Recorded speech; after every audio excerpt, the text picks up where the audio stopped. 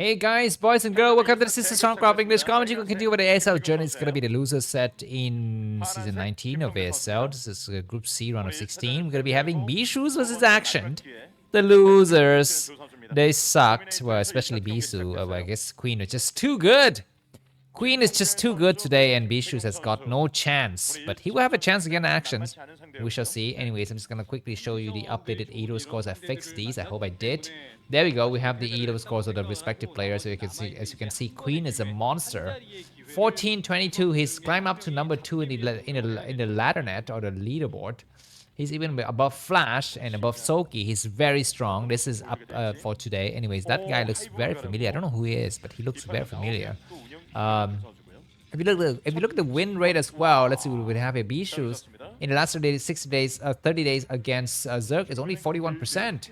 And Action against Protoss is quite nice, 67%, so that's what we have going for us here. The map is going to be Dominator. Let me just quickly show you a few other things. Here are the accomplishments of the players by rounds of each of the last 18 ASL. So as you can see, Action has got 14 round of 24, 10 round of 16, only 6 quarterfinals though, and only 1 semifinal. So he makes it big in early rounds, but he eventually loses out. And as for Bisu, he's of course 12 round of 24, 11 round of 16. It's this round, right? But going to the round of 8 is only 7 times. So that's that. Anyways, of course the best player is Queen, right? He's made very few round of 16 and round of 24, but every time he goes there, he goes very far. And he's won 2 golds. He's got the most efficient performance out of all of these players. And once again, but finally just put it out there just to quickly show you. Here are the accomplishments of all of the races and of the top players after 18 seasons of ASL. We have 8 Terran winners, 7 Zerg winners, and 3 Protoss winners. Topping the board is Flash, and then we have Soki, and then we have Queen. So that's what we have going up here for us. So it's going to be this probe trying to go for pylon and cannon rush. I'm not so sure how successful it is. It's going to be a fake rush because we have a gateway opening now coming from Bisu. Bisu is very comfortable with his Zealot micro, so we have no problem whatever to pull out this kind of fake. Anyways, we're going to be take a look at the win rates for the previous whatever few games of this matches here. We're going to be seeing that this map, the first map, Dominator, is 43% win rate only for Protoss, so not so good. Anyways, he's going to be waiting for the pylon, I guess, to almost get there, and he will cancel it and he will start to go home. So these drones were wasting their times. But where's the Zealot? There's the Zealot. It's start to arrive next. It's gonna go down here. I think Bisu's micro with his Zealot is a lot better than Rain. I think to be honest. So Rain is more about calculation and being traditional and being safe, but Bisu's is about also trying to instill a bit of fear in the opponent and a sense of uncertainty in the opponent's thinking. Anyways, that's that. So I'm gonna take this chance to thank some of my fans in the last 30 days have supported me. Here are the names and faces. First of all, thank you, Mr. C Gobbler. If you're here, please give Mr. C Gobbler a quick clap because he's been with me for about 9 months. No, not 9 months. Maybe 4 months, 5 months, something like that. Next person is Sweden guy, Mr. Peter, thank you a lot. What are you doing these days? Mr. McDonald from the United States of A. That probe's getting sniped. It's quite unfortunate for Bishu. Next person is Matt Damon. Next person is Alex from Russia. Thank you so much for your support in the last 30 days. And the recent joiner to the Fight Club is Mr. Red Terran Raid coming from the US of A. Thank you for your support in the last 30 days. And the VIP this month goes to Mr. Matt Damon. Everyone clap for Mr. Matt Damon. That's all. Let's get back to this game. What exactly is happening? We will be having I guess 3 hatcheries coming down from Queen, and Bisu is doing okay by putting out a cannon. I feel like this kind of forge opening thingy is okay, but I mean, you would want to try to go forge in the main and then going for the core in the front. I think it would be a little bit more interesting. The Zealot is hiding out a very interesting decision to hide the Zealot all the way out here, and Action is keeping his Zerglings at home. And so is Bishu's keeping most of his Zealots at home. Keep in mind there's this Overlord right here that can see the Zealots moving out, and now they start to move out. He's keeping a single Zealot at home, and the Zerglings are going to start to come out, but he's not going to start to move towards the 3rd base, and that is a place where that other Zealot's going to be doing some businesses here. Overlord once again spawning that these Zealots are returning. The chorus coming down. What is actions? Okay, the Zealot's gonna go inside the main for a scout. Large amount of Zerlings gonna try to surround here, but Bisu is gonna he will see that his enemies made a lot of Zerlings, but failure to stop the Zealot from going all the way inside the main to see that there's gonna be Spire and everything else in between. No, he doesn't see the Spire. That's slightly unfortunate, but he could reasonably suspect Spire, because why would you be going for Lair and then Hydra? It's ridiculous. Of course, it's not 100% ridiculous, but it's pretty much ridiculous. Anyways, what we want to see now is going to be massive Zerling coming out now from action. But this game, I'm going to give the advantage to Bisu just because he's the better player. I think he's going to be in a better position to face Rain in the final. Of course, we don't really like mirror matches. I also don't like PvP as much as I like PvZ. But if I have to choose who's more likely to win, I think Bisu is going to be likely to win. But it's best of 3, so we shall see. Anyways, do we have another cannon? No, we're going to be having a second Stargate. This is of course the typical response when you see the opponent's gone for early Spire. When you confirm it, you will go for second Stargate. The second Stargate is way out here, so they're not going to be scouted at all by the Overlords or anything else in between. Hydra end up coming up though. The first Corsair start to go out of check. Double hatchery done. He moved to his expansion. He see the Hydra end done. Second hatchery, so 5 hatchery total is gonna try to. He see the drone getting morphed, so he knows that it's not gonna be Hydra's first. He's gonna make the first cannon, and we're gonna be having more first. He's making a cannon in the main. He's gonna be very careful. Looks like the Scourge timing was very quick though. Keep that in mind. The Scourge timing was insanely quick. So Bisu was right to return with his Corsair. Now he's lucky to not lose the Corsair. Could actually still lose it though. So that's the issue. But he will. Okay, he cancels his Stargate. That is interesting because he sees the very early Hydra dance, so that's gonna be the reason why he's gonna cancel his Stargate. Now there's gonna be some Zealots attacking against the Zerglings. The Corsair finally escape and go home. That was kind of unfortunate for Action to allow that Corsair to go home. I think he could have easily stopped it.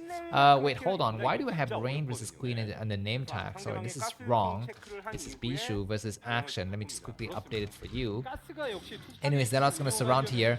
And there's a small micro battle, but looks like Action is not picking up any Zealot whatsoever. He's allowing it to just keep on going and recharging the shield.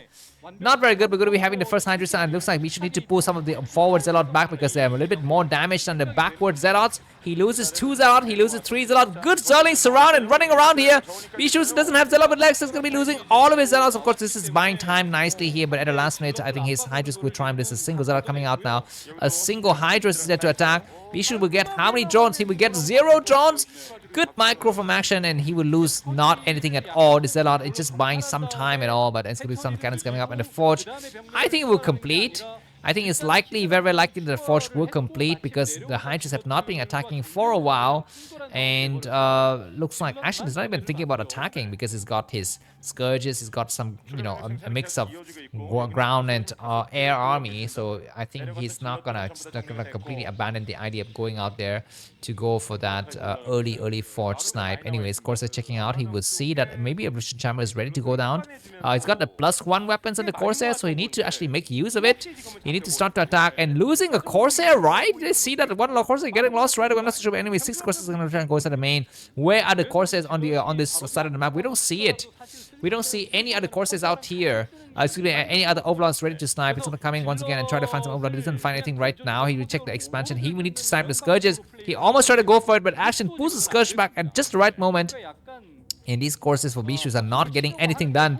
Very smart for Action to not keep any stray Overlords anywhere in the map. Of course, this will hurt him in the long run, but in the short run, I think it's okay to have, all of the Overlords sticking at home like this. But at some point in the future, you want to spread your Overlords out to actually get some vision about our enemy troop movement. But with his current positioning where he's trying to turtle, I think it doesn't really hurt to have all of his Overlords at home.